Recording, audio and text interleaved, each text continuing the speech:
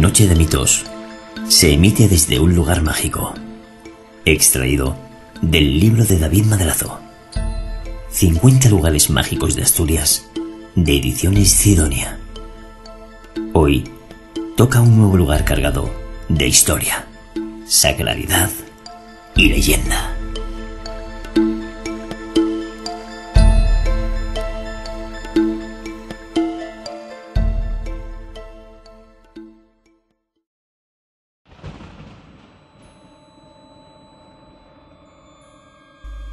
La Universidad Laboral y sus leyendas. Gijón es una de las ciudades más importantes y conocidas de Asturias, al norte de España, de gran importancia turística y eje importante de actividad, con gente honesta, buena y trabajadora. Muchos visitantes se dan cita anualmente aquí, en este punto enclavado a la vera del mar Cantábrico, y provenientes de todos los rincones de España y del mundo.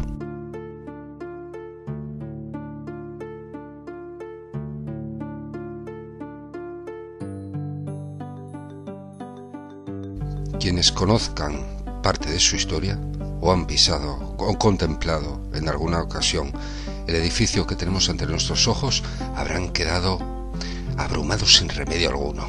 Este imponente conjunto de edificaciones, que a simple vista se asemeja a una fortaleza o cuartel, no es ni uno ni otro.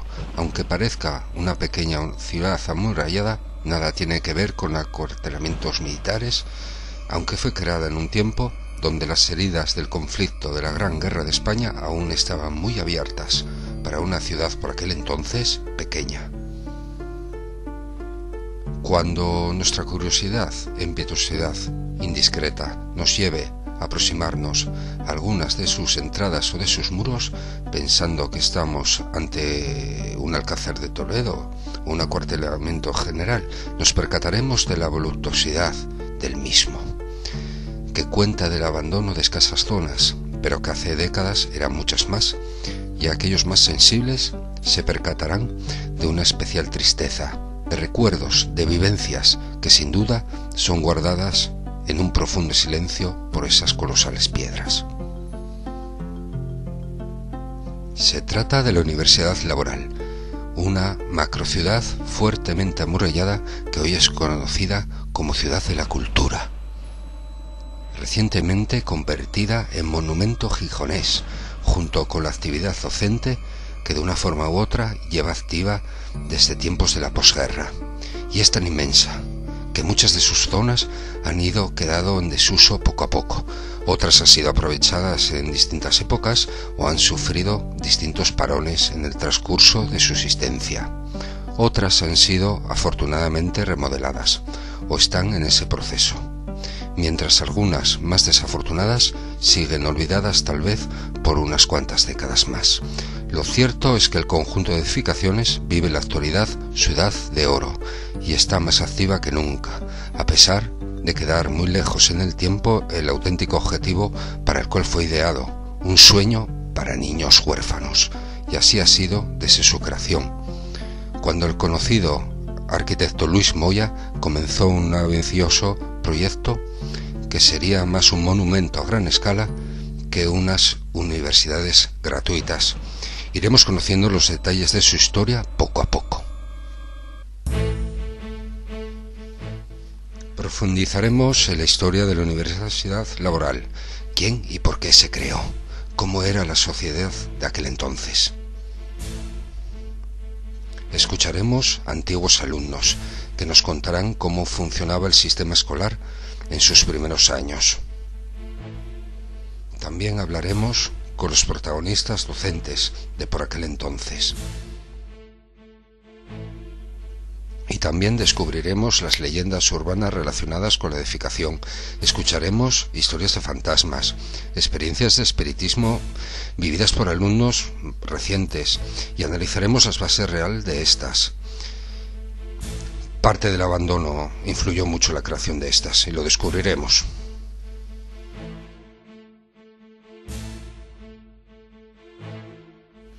Nos sumergiremos también en la mayor leyenda contada bajo tierra, los túneles de la Laboral, y estaremos bajo ellos.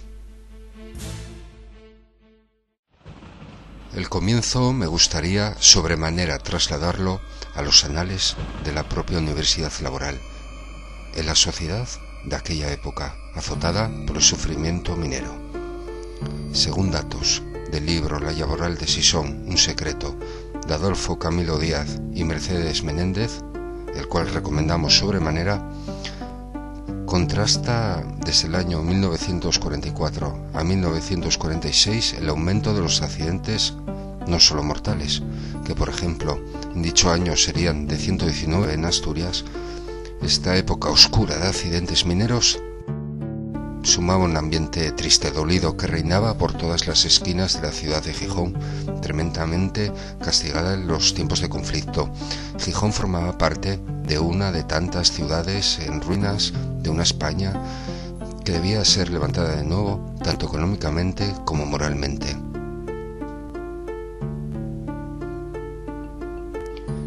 José Antonio Girón de Velasco, ministro de Trabajo de por aquel entonces, sería el precursor de la edificación de la Universidad Laboral. Fue en 1941 cuando es nombrado, con tan solo 29 años, ministro de Trabajo. Su amor por la dictadura y el empeño por un levantamiento de las ruinas de España, sobre todas las cosas, empujó a un ambicioso proyecto, el mayor colegio orfanato, no de Asturias, sino también de España, incluso del mundo. En 1945, Girón de Velasco nombra a Carlos Niña Turiño su secretario del Ministerio de Trabajo, el cual se encargará de profundizar en el deseo del desarrollo de esa idea del gran orfanato, así como de reclutar a figuras importantes dentro de un equipo prestigioso que dentro, a su vez, del mundo, tanto arquitectónico como de arte, educativo, incluso ideológico, se entregaría con la Fundación Girón. La obra sería un gran complejo, una especie de ciudad platónica, un convento gigante de enormes proporciones y completamente autosuficiente en recursos, capaz de albergar y educar en los conceptos y preceptos de la época a todos aquellos jóvenes huérfanos, siendo coordinados de manera firme y tenaz por profesorado religioso.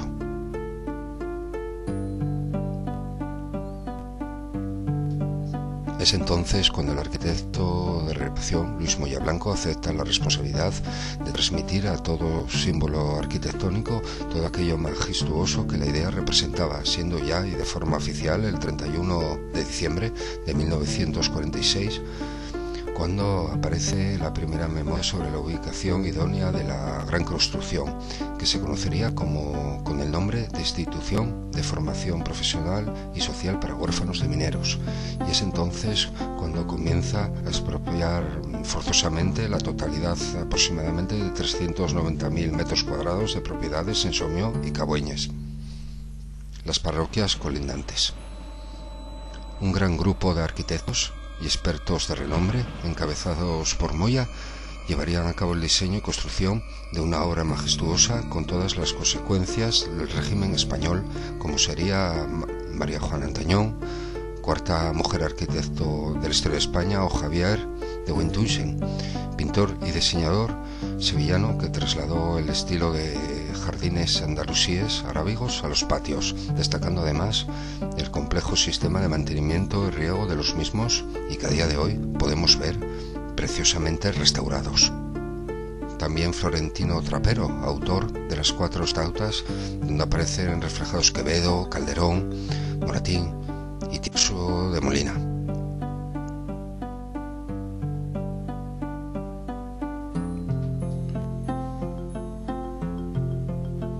En el año 1955 comienzan los cursos, bajo la dirección docente de la Compañía de Jesús, con la representación directiva del padre Valentín García, a pesar de que las obras están inacabadas, con 4 centenares de hijos de familias humildes. Una educación bajo el recuerdo, niños en formación en el patio, toques de silencio nocturnos, desayuno, comidas, estudio, religión. Todo marcha en el proyecto de una ciudad fortificada bajo la atenta mirada de la alta torre de casi 120 metros, que guarda aún a día de hoy todas aquellas visiones y recuerdos.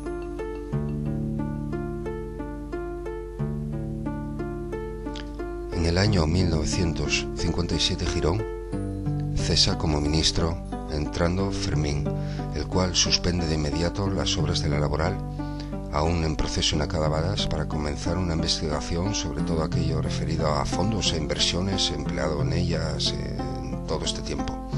Mientras tanto, el gran arquitecto Luis Moya Blanco comienza con otro gran proyecto, la Laboral de Zamora.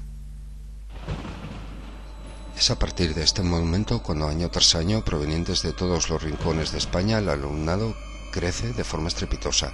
La reputación de la actividad educativa del centro es extremadamente excepcional, lo que atrae a cientos y cientos de alumnos que viven impresionados entre la colosal construcción y muy bien cuidados por el personal, en especial por las monjas clarisas. Escuchemos a alguno de sus antiguos alumnos. Entré en el año laboral en el año 75, cuando murió Franco. Estaba haciendo formación profesional y todavía estaban los curas, mi director de colegio era el padre Audín, y pues, en el colegio había gente que hacía otros hacían, claro, para chavales que íbamos de un colegio normal y tal, llegar a aquellas instalaciones pues era un mundo, ¿entiendes? Y luego pues nada, fuimos investigando, cuando íbamos allí pues jugábamos, todos, claro, tenéis 14 años, 15, y entonces íbamos allí y metíamos por todos los sitios.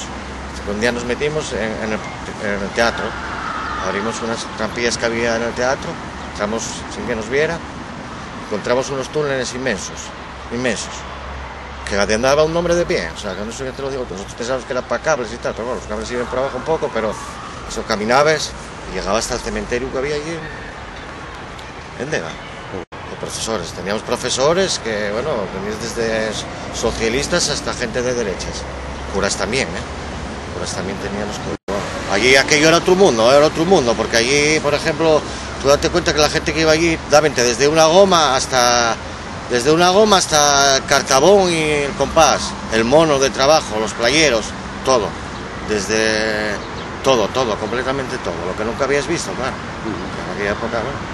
Imagínate, yo me imagino los que había atrás, luego claro, tú tienes 15 años, pero había gente que llevaba desde siempre allí, ¿entiendes? Desde siempre, vamos, que llevaba a lo mejor 5 o 6 años, estaban haciendo ingeniería, y en su habitación arriba, y había gente de toda España, Sí, que quedaban allá a dormir y todo, sí, ¿no? ellos vivían allí, tenían su lavandería, tenían su que hacían los monjes, de clausura, ¿entiendes? Ellos lavaban la ropa, tenían sus duches, había peluquería, el pelo, había servicio médico, hospital. Yo cogía el autobús aquí a las 7 de la mañana, en Gijón, y llegabas allí sobre las 8. A las 8 formabas y tal, entrabas para clase. Al principio formabas, después del segundo año ya se entraba normalmente. Entrabas para clase, ya tenías pues 3 horas de clase y después a media mañana dábamos un bocadillo, una hortadela, de lo que fuera. Después a la 1:30 o así, ¿vale? Sí, sobre 1:30 las 2, solíamos a comer. Salíamos a comer, comer se ponía en 3 meses, pues se enfila, y uno cada semana uno de cada mesa iba guiado de los monjes pasábelo como si fuera una ventana, ¿entiendes? Y coges la arcilla y ibas poniéndoles, o sea, la pota, y ibas poniéndoles en cada mesa. Y luego cada uno se servía lo que quería. Y así, como una vez cada semana. Después, las veces tenías un momento así como de asueto, y después de 3 a 5 había deporte. El que quería jugar al fútbol, el que jugaba al hockey y tal. Y después de 5 a 9 de la noche, a estudiar. Y después de estudiar, pues nada, cogías el autobús y volvías para casa. Los internos estudiaban en las habitaciones, tenían para estudiar en las habitaciones. Pero los que estábamos externos estudiábamos en unas aulas que teníamos como si no era un profesor, era como un monitor, vamos, ¿entiendes? Que era el que si tenías alguna duda te ayudaba o tal, ¿entiendes? Bueno, yo con las piscinas conocí anteriormente, y los jardines cuando estaban, no como están ahora, los primeros jardines que había, el campo de fútbol, que era llamábelo aquí, que era de lo mejorcito que había en Asturias, ¿entiendes? Porque la pista de atletismo, cuando estuve allí hicieron unos vestuarios nuevos, porque primero, ¿sabías? Entonces hicieron unos vestuarios nuevos ahí al lado del campo de fútbol, se arreglaron y se hicieron. Yo iba a la piscina también, a última hora ibas a la piscina, ¿entiendes? Estabas allí en la piscina. Ahí cuentan que se cerró a causa de la muerte de un niño. ¿Tú crees que esto es verdad o es leyenda? No, eso dicen que es verdad, ¿eh? Y creo que estuvo cerrada, sí. Pero bueno, lo que nos contaban allí. Ahora yo disfrutéla, ¿eh? Tú disfrutástela, pero sí, antes pero la gente cerrada. habló de que no la abrieron por eso, porque se había ahogado un chaval ahí, ¿entiendes? Bueno, había dado un corte de digestión o había gente que no habían visto el mar ni la piscina en la vida, ¿entiendes? No habían visto una piscina en la vida. Y había gente que venía de pueblos remotos, ¿entiendes? Claro, en esa etapa, claro, veníamos de la época de Franco, ¿eh? Y yo ya te digo, tenía profesores, pues bueno, de la acera, me dio clase a mí, que fue consejero, ahora es el jefe de la acera, otros que eran fachas, bueno, anécdotas 5.000. Pero bueno, recuerdo bien. Sí. Hombre, había cosas que no te gustaban, pero bueno. No, después ya se aperturó un poco, ya era otra cosa, ¿eh? Ya empezaron a hacerse las primeras manifestaciones, se trajo, claro, a gente mayor, trajeron para dar charlas a gente de comisiones, para que supiéramos cómo iba el rollo, y fue eso ya cuando entró la democracia. Y luego en el 79 las mujeres, te tocó a ti, ¿no? No, yo ya no estuve ahí. No. Cuando yo estuve solo había hombres, solos. Y ibais todos de uniforme, ¿no? No, el uniforme solo era el mono de trabajo y para hacer gimnasia. Nosotros ya uniforme y menos los anteriores, nosotros ya íbamos normal, de calle. Los talleres eran donde es ahora el museo ese nuevo, ¿no? Sí. Bueno, todas esas bodes que hay a la residencia, todas esas bodes, ahí estaban los talleres, que todavía existen, ¿eh? Todavía existen. Luego hacíais piezas y, bueno, de todo. Luego yo estuve trabajando ahí un verano, con un dinero, porque estuve trabajando un verano allí pintando tornos y, bueno. El convento de las Clarisas mantenía a estas hermanas su condición de clausura, mientras se atendían todas aquellas necesidades del alumnado, desde vestimenta a la alimentación. Encargadas de la lavandería, de la cocina, desempeñaron las labores más duras siempre a la sombra. La edificación fue una de las últimas en construirse, incluso el diseño fue atendido según necesidades de última instancia por las supervisoras venidas de Zamora. En 1991, las últimas hermanas tuvieron que abandonar el convento. Aquí empezaron nuestras pesquisas, dado que intentamos seguir el rastro de algunas de ellas para adentrarnos en su historia, para ser narrada en primera persona. Muchas habían peregrinado hasta un monasterio creado exclusivamente para su orden en Valladolid, y cuando nos disponíamos a emprender el viaje para entrevistarlas, para ir allí, nos enteramos que en Villaviciosa aún seguía un pequeño grupo de hermanas de clausura que ejercían sus actividades en dicho centro, y allí nos dirigimos. Algunas de las señoras que vemos en la fotografía llegaron desde Zamora, en los primeros albores del convento, en el año 56. Escucharemos, para desvelar cómo desempeñaron su estupenda labor por aquel entonces, a María Jesús Concejo, Sor Esther Martínez, María Pilar Pérez y su abadesa, María Luisa Picado. También escucharemos alguna leyenda, como por ejemplo un encuentro sobrenatural que tuvieron las primeras hermanas llegadas desde Zamora en su visita a la Santina, en Covadonga, lugar mágico.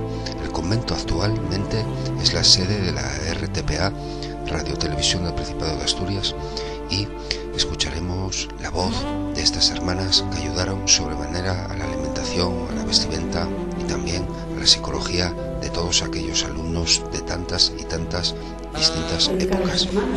En la cara, afuera de la clausura, o sea, antes de entrar en la clausura. El portón de la clausura, se nos entra, a mano izquierda ya estaba nuestra capilla. Primero había una sacristía, pero bueno, la capilla, como edificio grande, la capilla. Y después, a mano derecha estaba la entrada a los recibidores o locutorios que le llamábamos de las visitas, toda la vuelta. menos al final, que estaba la biblioteca, otro local grande. Y ya vamos al primer piso, y el primer piso nos encontramos con habitaciones a la derecha, todo habitaciones. Y a la izquierda nos encontramos con un hall, y seguido nos encontrábamos con una puerta que eso era acceso a la cocina de los alumnos. Veréis que hay unos ventanales que tienen muchos cristalitos pequeños, encuadrados. Sí. Eso es el receptorio. Sí, y ya seguimos el piso de arriba, el tercero, claro, empezando a nivel de suelo, ¿verdad? El tercero era, te encuentras lo primero con la sala de trabajo de ropería, que le llamábamos. A la izquierda toda una hilera grande de casilleros, que eso, esta hermana te lo puede contar muy bien, cuando te le cargue un poco la distribución, de cómo se distribuía la ropa a los alumnos. Está curioso eso. Ya con cáncer terminal, llevó a su hijo allí, a interno. Y entonces ella nos lo encomendó como si fuese, dice, os dejo a mi hijo para que vosotros hagáis de madres. Estando allí el chico, pues que llevaría 3 o 4 meses, murió su madre ya. Y nosotras, venga a ayudar a que él quería arroparlo, conseguirle ropa para que, bueno, tenía una deficiencia económica en casa enorme y todo eso, para que el chico fuese...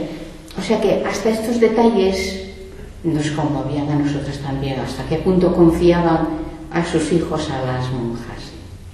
Pero con aquella ilusión y aquellos años y por amor a los alumnos, éramos felices. Un poco milagroso, que lo achacamos a milagroso, fue venir las hermanas de Zamora para aquí, que si era voluntad de Dios o no era, el venir a laborar, a fundar. Entonces pasaron por Covadonga y ellas contaban que fueron a la gruta de Covadonga, todas ellas, que eran 5, a pedirle a la Santina que les mostrase con algo que realmente quería Dios que fundáramos ahí en la laboral. Y dice que en ese momento se tronchó un clavel y que fueron a mirar a ver si los claveles estaban, bueno, marchitos o algo, que por coincidencia cayera por sí solo. Dicen que no, esos ellas estaban impresionadas. Entonces, la prueba es que dice que se tronchó el clavel y al caer hizo mucho ruido, y a ellas les sorprendió un clavel que haga ruido. Entonces fue cuando... Eso fue lo que, bueno, cuentan así un poco más. Y es que en un principio venían 5, y si aquello funcionaba tenían que pedir a Zamora algún refuerzo más, que después vinieron otras poquitas para ir ayudando. Los años prosiguieron, a la par que el abandono acechaba parte de la inacabada gran obra. Las antiguas granjas agropecuarias son transformadas en residencias para estudiantes y en el llamado INTRA, Instituto de Ciencias Sociales del Trabajo, posteriormente abandonadas y restauradas en este año reciente 2010. También se instala la Universidad a Distancia UNED y otras sedes importantes de la docencia de educación. Ya hablamos del año 1979. Es en ese mismo año, en el 79, cuando cesa la actividad de la Compañía de Jesús y llegan las alumnas a poder formar parte del sistema educacional. Así todo el complejo educativo cambia su nombre al conocido como CEI, Centro de Enseñanzas Integradas, que volvería a retornar en el año 1995 y ya con la llegada de la educación secundaria obligatoria a llamarse IES, Universidad Laboral. En los años posteriores, la zona queda aprobada dentro del Plan de Ordenación Urbana como espacio protegido y poco a poco, ya en el año 2005, se da a conocer como la macrociudad de Girón, pasada a ser la ciudad de la cultura. Así muchas de esas zonas que estaban en abandono comienzan a recobrar vida. Finalmente, ya en el 2007, cuando comienza a vivirse oficialmente la edad de oro de la laboral, la ciudad de la cultura.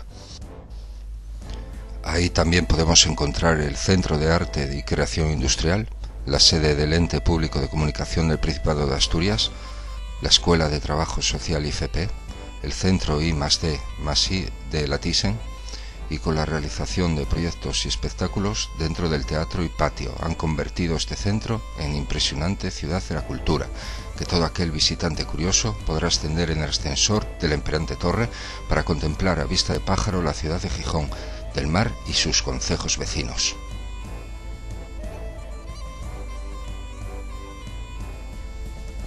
Hasta aquí la historia oficial.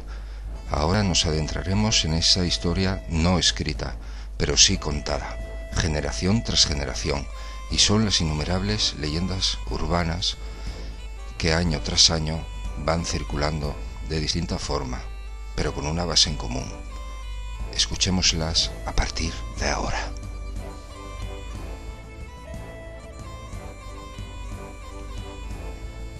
El estado posterior de abandono al año 1991 de la zona y de sus alrededores, instalaciones de cocinas y sobre todo patios, propició entre las últimas generaciones casos como el que citaremos a continuación.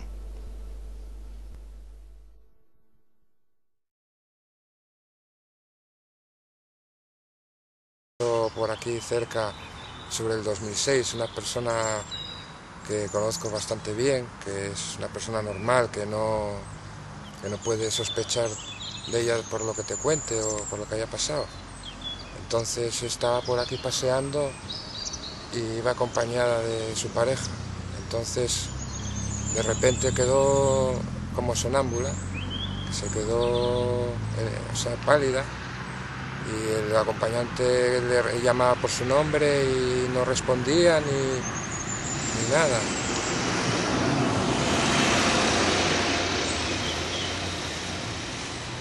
Y de repente pues empezó a caminar esta persona como sonámbula, y el acompañante nervioso porque no respondía ni le hacía caso ni nada, y estuvo así un cacho hasta que recuperó el conocimiento. ¿Y qué te pasó? ¿Qué te pasó? No, nada. Sentí como que me estaban llamando, como que una voz, que ella oía una voz que la llamaba como estoy aquí o ayúdame o cosas, palabras así de auxilio. Y pues la pareja, pues yo no oí nada. Y la otra persona, pues al ver que estaba bien y tal, pues lo dejaron así como una anécdota que ellos ocurrió. Era antes, que no había tampoco nada, pero que fue una cosa que, oye, se te vaya la conciencia y no sabes ni lo que hagas ni nada. Menos mal que estaba acompañada esa persona. Por aquí, como se suele decir, que no haya quedado, pues siempre puede quedar que dejes sin querer una puerta abierta y estas cosas pasan. Haces espiritismos y la gente no sabe y quedan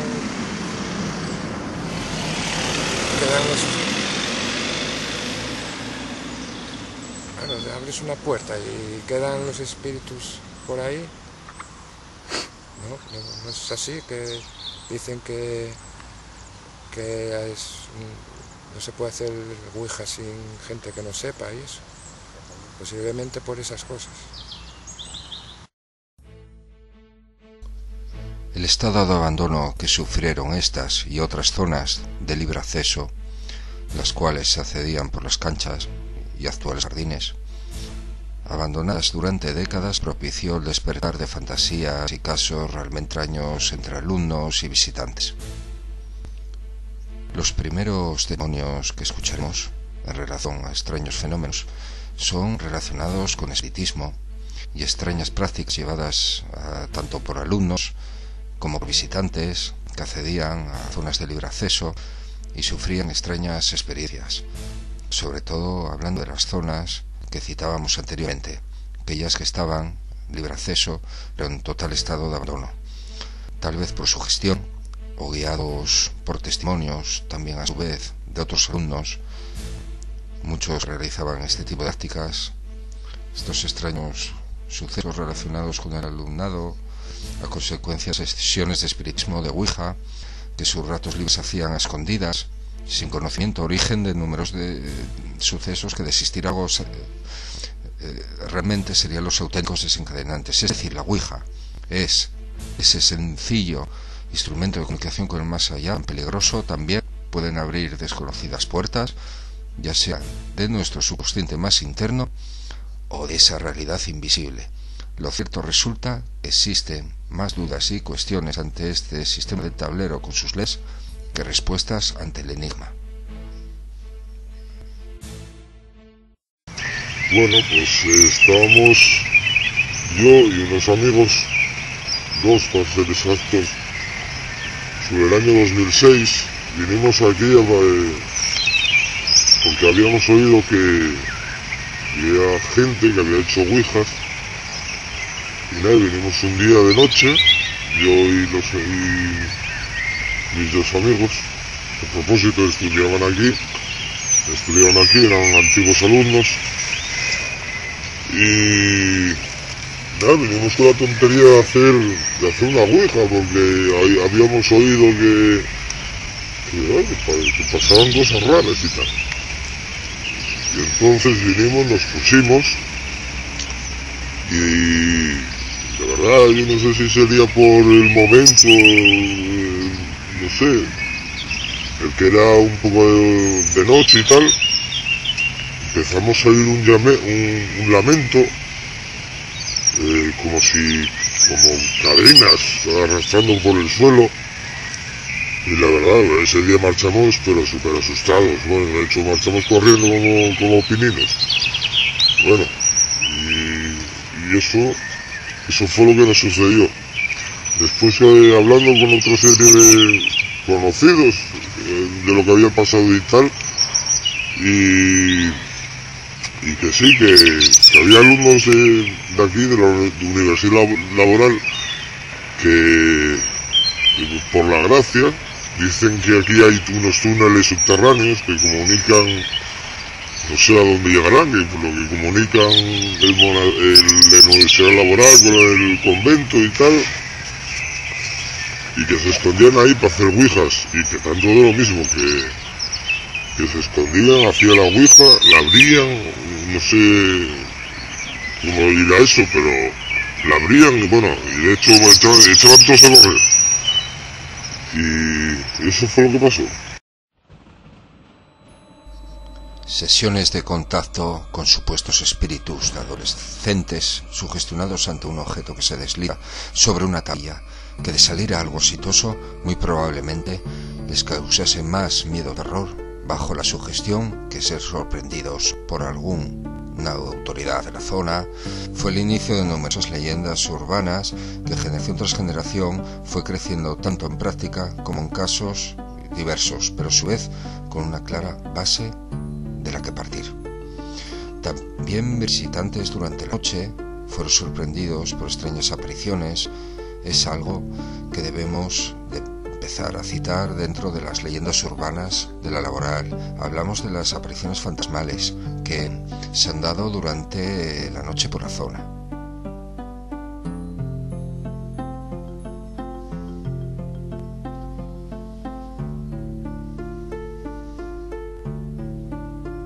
Hablamos en torno al año 2005. Cuentan que en las inmediaciones de las obras de restauración de la zona este, al oscurecer se veía una figura espectral, incluso los lloros y lamentos de un niño que se ahogó por lo visto en la piscina, ahora invadida por el abandono, el moho y el vandalismo. Accidente que por lo visto fue totalmente real, aunque misteriosamente nadie, ni los alumnos, recuerdan la fecha exacta de tal terrible suceso. Por desgracia para unos, o para benevolencia para otros, la totalidad de estas leyendas carecen de fundamento real, aunque están inspiradas en determinados acontecimientos reales, lo cual siempre parece dejar una puerta abierta a la realidad de que un día, o anochecer, que nos encontremos paseando por los alrededores, seamos testigos de alguno de esos misteriosos secretos. La Universidad Laboral no sería la misma sin sus leyendas, por lo tanto, si queremos proseguir con este viaje, será imprescindible conocer más a fondo la base de estas leyendas.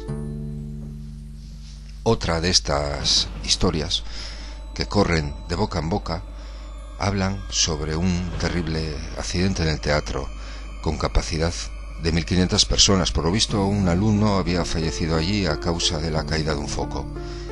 Incluso cuentan las voces más vivaces que su alma siguió allí. o que la visita de vez en cuando. Otra leyenda que no se puede demostrar su veracidad, pero lo cierto es que el único accidente registrado del teatro fue un grave incendio en el año 1978. Si es leyenda o no, daremos con la noticia. Si fue cierto o no lo fue, no podemos corroborar todo esto.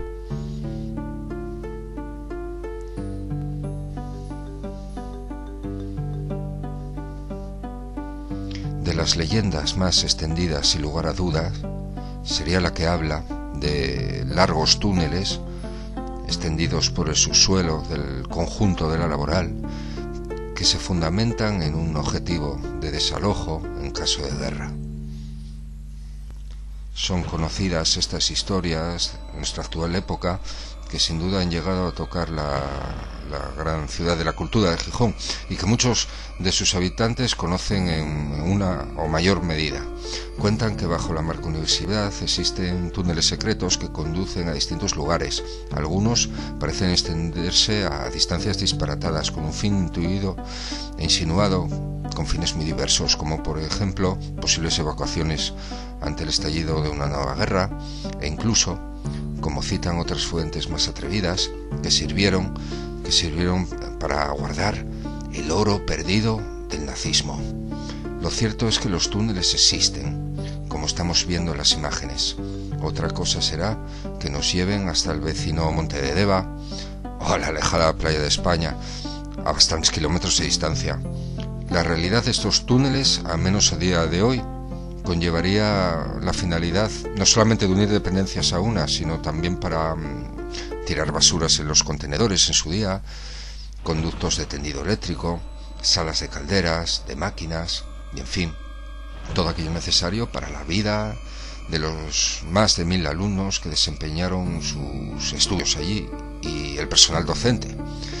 Gracias al permiso concedido, pudimos adentrarnos en estos túneles, acompañados de un estupendo guía, al que mandamos un fuerte saludo.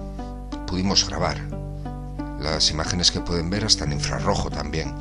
También alternaremos con las imágenes normales, infrarrojo y normales. ¿Por qué? Cualquier imagen no perceptible por el ojo humano sería captada por la misma. Una oportunidad única de adentrarse en los túneles de la Laboral. Cualquier fenómeno paranormal relacionado con este inmueble ha sido totalmente fructuoso. No había actividad, lo que sí nos podemos quedar con una gran historia, un gran lugar, y compartirlo con usted. Y por otro lado, también compartir las leyendas creadas generación tras generación, que han ido evolucionando ante los ojos de una imperante construcción inédita, única, la gran ciudad de la cultura. ¿Te has quedado con ganas de más? Sí. Entonces síguenos en Facebook, Twitter, Instagram, iVoox y iTunes. Y si quieres saber más sobre nosotros, entra en nochedemitos.blogspot.com. Te sentirás cerca.